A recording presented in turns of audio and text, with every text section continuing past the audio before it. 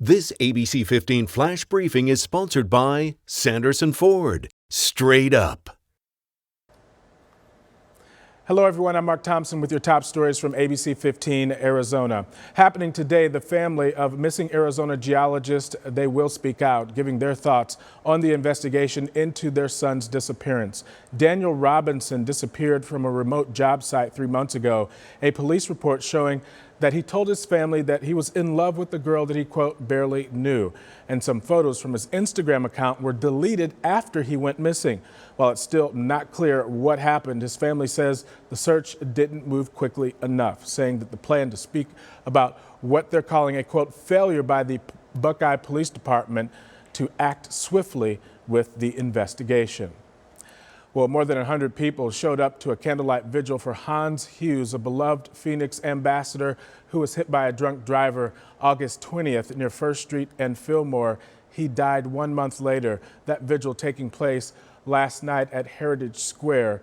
There wasn't a dry eye in the room. His father, his siblings and friends, they all talked about their hero. Hughes' sister, Hannah, having a hard time getting the words out, saying that she hoped that this reunion would have been a celebration of Hans' recovery, instead becoming a celebration of his life. He was honest, real, and genuine with each soul he touched. She tells ABC15 1 week ago doctors were hopeful that her brother would make a full recovery, but she said last weekend the unexpected happened. Hughes had multiple cardiac arrests, leading to no hope of recovery without life support. Now the family hopes that Hughes is remembered by the love that he had for downtown Phoenix and all of the lives that he touched. The oldest son of basketball star Michael Jordan spending some time in the Scottsdale City Jail this weekend after allegedly assaulting hospital staff. Scottsdale police say Jeffrey Jordan was at Casa Amigos in Old Town on Friday night when he slipped and cut his head. Officers called paramedics who took him to a local hospital. Phoenix police say that while he was being treated there, Jordan was accused of assaulting some of the staff. Now, they didn't provide any more details on what exactly happened and the nature of the assault, or if something provoked it. He was booked into the Scottsdale jail around 1 p.m. Saturday afternoon for aggravated assault of a healthcare professional, but right now the 32-year-old is not charged with anything. The county attorney's office will be reviewing the case and determining if charges are warranted. Well, as the fall weather slowly starts to roll into the valley, some Arizonans, they're looking for a place to check out some fall colors, and we've got you covered. There's a hidden gem called the Verde Canyon Railroad, and the railway is doing something really fun for Halloween.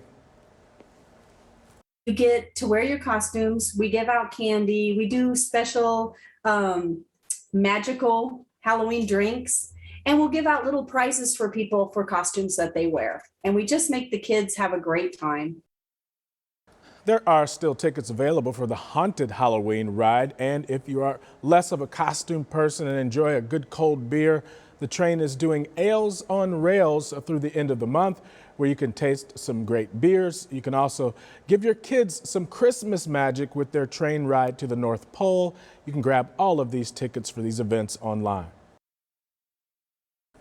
I'm Nohelani Graff with that most accurate forecast. We do have storm chances at play through the morning and mid-morning hours today. Then it'll start to taper off around lunchtime through the early afternoon, and then later this afternoon those storm chances do return into the evening hours. Our temperatures are going to stay much cooler as a result of those cloudy skies today, in the 70s through the morning until lunchtime. It'll take us until noon to warm into the 80s, 82 degrees by 1 o'clock, and we'll peak today in the mid-80s between 3 and 5 o'clock. Quick to cool down too, back in the 70s by 7 o'clock tonight.